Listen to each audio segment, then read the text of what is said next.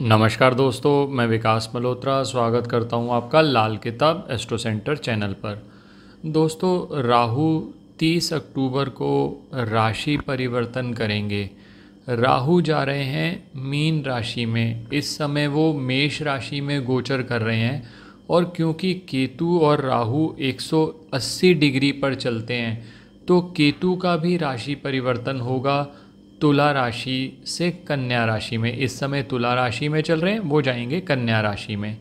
अब ये जो गोचर का परिवर्तन होने जा रहा है, इसके बारे में बहुत सारे अलग अलग ज्ञानी जनों की अलग अलग राय है। बहुत सारा भ्रम मार्केट के अंदर फैला हुआ है।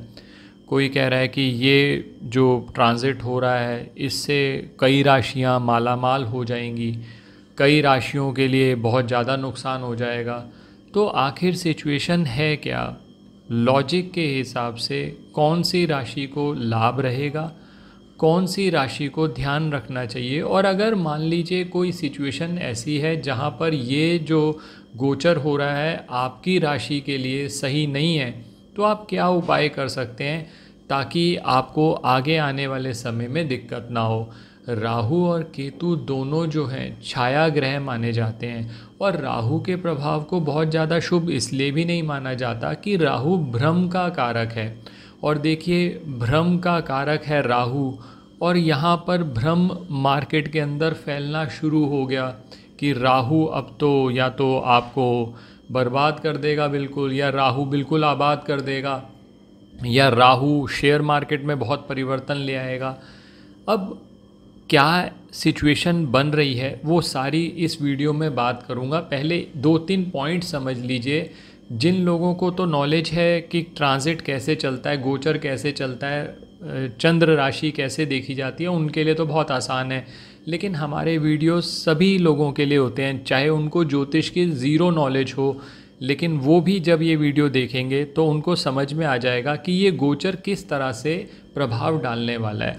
सबसे पहले एक बात ये समझ लीजिए, राहु और केतु किसी भी एक राशि में 18 महीने तक रहते हैं। अब जैसा मैंने अभी भी बता दिया आपको कि राहु अभी मेष राशि में है। और एक बात और ध्यान रखिएगा, राहु और केतु हमेशा वक्री चलते हैं, यानी रेट्रो चलते हैं, सीधा नहीं वक्री चलते हैं। अब राहु अभी मेष राशि में चल रहे हैं, केतु तो ऑब्वियसली 180 डिग्री दूर तुला राशि में चल रहे हैं। पिछले वर्ष 17 मार्च 2022 से लेकर अब तक मेष राशि में ये राहु विद्यमान है और तुला राशि में केतु विद्यमान है। और अब जैसे जो अगला परिवर्तन होने जा रहा है वो 30 अक्टूबर 2023 को होने वाला है। और जो राहु जाएंगे वो देवगुरु बृहस्पति की मीन राशि में जाएंगे और केतु जाएंगे कन्या राशि में। और एक बात और समझ लीजिए, राहु और केतु हमेशा अशुभ प्रभाव देते हों ऐसा नहीं है। राहु की स्थिति आपकी पत्रिका में क्या है, राहु कौन से भाव में बैठे हैं। राहु खाना नंबर 3 में बहुत अच्छे माने जाते हैं, राहु खाना नंबर 6 में बहुत अच्छे माने जाते हैं। तो ऐसा नहीं है कि राहु हर बार आपका नुकसान ही करेंगे, राहु का फ़ायदा भी हो सकता है। इसी तरह से वही सिचुएशन केतु की भी है। केतु की स्थिति उसका फल कैसा रहेगा उसके ऊपर निर्भर करता है।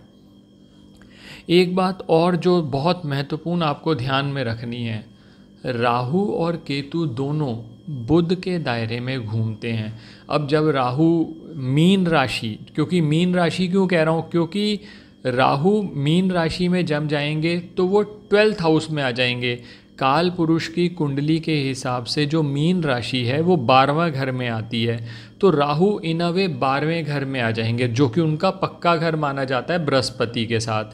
इसी तरह से जब राहु 12 में होंगे तो ऑब्वियस सी बात है केतु खाना नंबर 6 में होंगे, वो भी उनका पक्का घर माना जाता है। अब प्रॉब्लम ये है कि जब भी राहु खाना नंबर 12 में या 6 में केतु गोचर करेंगे तो बहुत अच्छा इसलिए नहीं माना जाता क्योंकि 6 में केतु के फल बहुत अच्छे नहीं होते, राहु के 12 में अच्छे नहीं होते। तो इसी वजह से कुछ राशियों को ध्यान रखना पड़ेगा और कुछ राशियों को कोई डरने की ज़रूरत नहीं, उनके लिए ये गोचर उल्टा बेटर रहेगा। अब मैं एक बात और बता दूं इससे पहले कि डिस्कशन शुरू करें हम, यहाँ जो भी मैं रिज़ल्ट बता रहा हूँ वो चंद्र राशि के हिसाब से बता रहा हूँ। अब चंद्र राशि कैसे देखेंगे, आप अपनी पत्रिका खोल लीजिए, पत्रिका में देखिए चंद्र कौन से नंबर में बैठे हैं, वहाँ एक नंबर लिखा होगा उस पत्रिका में, जो नंबर लिखा हुआ है वो आपकी राशि है। मान लीजिए उसमें लिखा हुआ है 10 नंबर, तो इसका मतलब है आपकी मकर राशि है। अब मकर राशि है तो मकर राशि के हिसाब से रिजल्ट आएंगे। मान लीजिए उसमें 1 नंबर लिखा हुआ है तो इसका मतलब आपकी मेष राशि है। ये जो मैं रिजल्ट्स बता रहा हूँ सारे चंद्रमा के हिसाब से बता रहा हूँ। अब क्योंकि 12 राशियों की बात करनी है, 12 राशियों का पे प्रभाव भी बताना है, उपाय भी बताना है, एक वीडियो में ये सब बताना बहुत मुश्किल हो जाता है। मेरा शेड्यूल वैसे भी बहुत ज़्यादा हेक्टिक रह रहा है, तो मैं इस वीडियो को 2 पार्ट्स में डिवाइड करूँगा। ये जो आप वीडियो देख रहे हैं ये पार्ट 1 है। इसमें बात करेंगे खाना नंबर 1 से 4 यानी मेष राशि से लेकर कर्क राशि तक के क्या रिजल्ट रहेंगे इस गोचर के।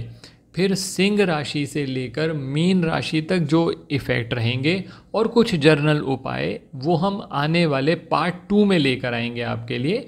तो ध्यान से दोनों वीडियोस को देखिएगा, क्योंकि बिना दोनों वीडियोस देखे आपको क्या उपाय करने हैं ये समझ नहीं आएगा। तो आधी अधूरी नॉलेज मत लीजिएगा, ज़्यादा स्मार्टनेस कई बार नुकसान दे जाती है, तो ध्यान रखिएगा इस बात का।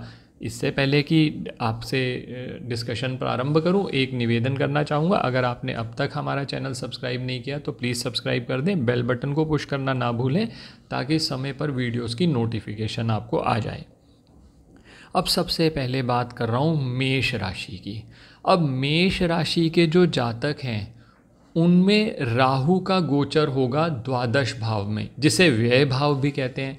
अब इस भाव में राहु का गोचर आपकी व्यर्थ की यात्रा कराने वाला और आपके खर्चे बढ़ाने वाला होगा। लॉजिक ये है कि खाना नंबर 12 जो है वो आपके खर्चों से संबंधित है। इस समय जितना हो सके धन की बचत करके चलना होगा, क्योंकि ये जो गोचर होगा 30 अक्टूबर को ये 18 महीने के लिए होगा। 18 महीने बाद ये पोजीशन चेंज होगी। तो और दूसरी चीज़, नौकरी बदलने में, अगर आप नौकरी बदलने का सोच रहे हैं तो उसमें परेशानी आ सकती है और कार्यस्थल पर खासकर शत्रुओं से टकराव देखने को मिल सकता है, क्योंकि खाना नंबर 6 में केतु भी होगा काल पुरुष की कुंडली के हिसाब से अगर हम बात करें। और हम तो बात ही मेष राशि की बात कर रहे हैं, तो मेष राशि के हिसाब से खाना नंबर 6 में केतु होगा और राहु होगा खाना नंबर 12 में। और एक चीज़ और ध्यान रखिए, वाहन चलाने में थोड़ी सावधानी बरतें।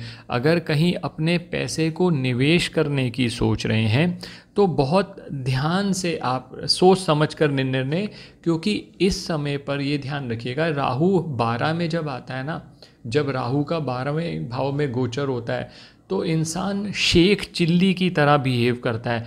और एक और चीज़ बहुत ज़्यादा पेक्युलर देखी जाती है, ऐसी स्थिति में आपकी नींद का डिस्टर्ब हो जाना, नींद की क्वालिटी गिर जाना, वो भी बहुत देखा गया है। और राहु, क्योंकि मैंने पहले भी आपको कहा राहु विचार से संबंधित है, ये बात ध्यान रखिएगा। ये बातें आपको किसी भी वीडियो में नहीं मिलेंगी। राहु विचार से संबंधित है, तो राहु आपको नए नए आइडियाज़ लाएगा। वो ये कहेगा कि ये नई चीज़ कर लेते हैं, ये पार्टनरशिप बदल लेते हैं। तो ये ध्यान रखिएगा, उन चीज़ों को ठीक से इवेल्युएट करके डिसीजन लें। और एक बात और है, बहुत सारे मेष राशि के जातक हैं जो विदेश जाने की सोच रहे हैं, तो विदेश जाने के लिए ये बहुत अच्छा मौका देगा मेष राशि के लिए। ऐसा नहीं है कि मेष राशि में गोचर हो गया तो भाई मेष राशि तो ख़त्म ही हो जाएगी, ऐसा कुछ नहीं है। मेष राशि के वालों के लिए ये गोचर उल्टा पॉजिटिव लाएगा विदेश के मामले में। और बहुत समय से अगर आप कोई चीज़ अपने मन में लेकर चल रहे हैं तो वो भी आपके लिए लाभ रहेगा। अब राहु के साथ साथ राहु अब जैसे आपके द्वादश भाव में गोचर करेगा तो केतु होगा 6ठे भाव में। तो 6ठे भाव में केतु गुरु यानी बृहस्पति जैसा बिहेव करता है। अब देखो बृहस्पति की पोजीशन आपकी पत्रिका में कैसी है। अगर बृहस्पति की पोजीशन अच्छी है तो भी ये गोचर आपके लिए फ़ायदेमंद रहेगा। और ये ध्यान रखिएगा कि खाना नंबर 12 में क्योंकि राहु है, अगर आप कोई गलत कार्य करते हैं या आपने कोई गलत कार्य किया हुआ है तो उससे संबंधित जेल यात्रा के भी योग बनाता है। इसीलिए मेष राशि के जातक थोड़ा सा ध्यान रखें, जो भी निवेश करें खासकर उसमें ध्यान रखें। अब मेष राशि के जातकों के लिए लोग ये पूछते हैं हम उपाय क्या करने चाहिए। भाई सबसे अच्छा उपाय तो ये है, राहु जब भी खाना नंबर 12 में आपके गोचर कर रहा है तो आपको कहीं तंग कर रहा है, तो इसके लिए आप मंगल की मदद लीजिए। मंगल महावत की तरह है जो हाथी को कंट्रोल कर देता है, राहु है हाथी। तो ऐसी स्थिति में सबसे अच्छा तरीका है हनुमान चालीसा का जाप करना प्रारंभ करिए।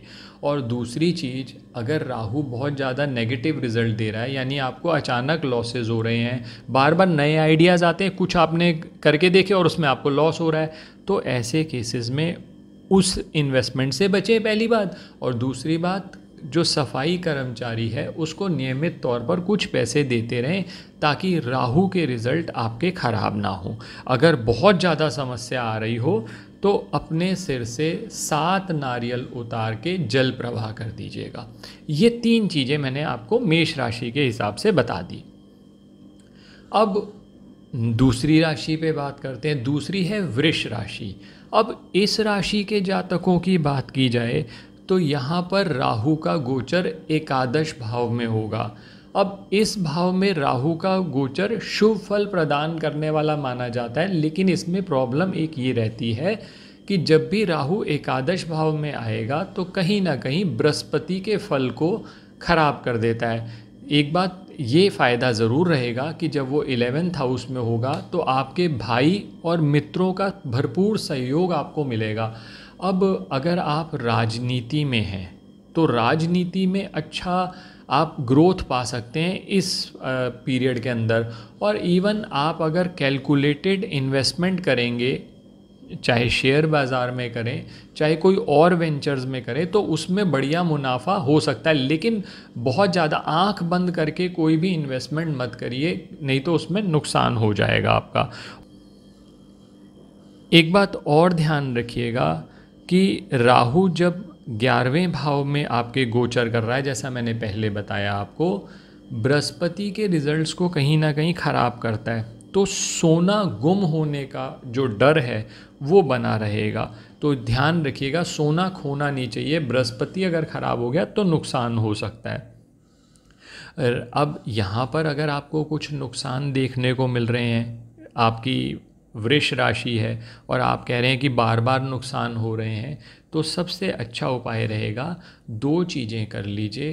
3 केले 43 दिन 43 डेज़ 3 केले रोज़ 43 डेज़ मंदिर में दे दीजिए, तो उससे आपकी ये प्रॉब्लम का बहुत हद तक सोल्यूशन होगा। साथ ही साथ जैसा मैंने पहले भी कहा, हनुमान चालीसा का जाप अगर आप करते हैं तो वो भी आपके लिए लाभदायक रहेगा। तो ये बात हो गई वृष राशि की। अब अगली राशि पे बात करता हूँ। अगली राशि है मिथुन राशि। अब इस राशि के जातकों के लिए राहु का गोचर 10म भाव से होगा। अब इस भाव में राहु का गोचर थोड़ी कठिनाई के बाद सफलता देने वाला माना गया है। और वैसे भी मैंने कहा ना कि अगर आपका गोचर जो है 10म भाव में होगा तो 10म भाव कहीं ना कहीं आपके प्रोफेशन से संबंधित माना जाता है। तो कठिनाइयाँ तो आएंगी लेकिन सफलता मिल जाएगी। लेकिन एक बात ध्यान रखिएगा, कार्यस्थान पर आपके शत्रु परेशान करेंगे, लेकिन बहुत हद तक आपको गॉडली हेल्प मिलती रहेगी। वो सफल नहीं होंगे, लेकिन आपको ध्यान रखना पड़ेगा और अपने परिवार को समय दीजिए। राहु के प्रभाव से यहाँ पर परिवार संबंधित कोई समस्या आ सकती है, और भाइयों से अगर विवाद ना करें तो बेटर है। क्योंकि देखो, राहु जब भी 10th में गोचर करेगा ना, उसका रिज़ल्ट डिपेंड करता है शनि की पोजीशन पे। अब शनि अगर अच्छे आपके पत्रिका में है, और शनि इस समय वैसे भी कुंभ राशि में गोचर कर रहे हैं, तो अगर शनि पत्रिका में अच्छे हैं तो आपको इस पीरियड में हाइक भी मिलेगा, ट्रांसफ़र के चांसेस भी मिलेंगे। और ये भी है कि आप ऐसा भी कर सकते हैं कि जॉब स्विच कर लें, जो कि बहुत समय से आप सोच रहे होंगे। एक थोड़ा सा अपनी मदर की हेल्थ का ध्यान रखेंगे तो फिर आपको इस पीरियड में दिक्कत नहीं होगी। और कोई पुरानी संपत्ति का सौदा करने की सोच रहे हैं तो इस समय में चांस मिलेगा, ज़रूर उसको कर सकते हैं आप अगर उसको कंसीडर करना चाहते हैं।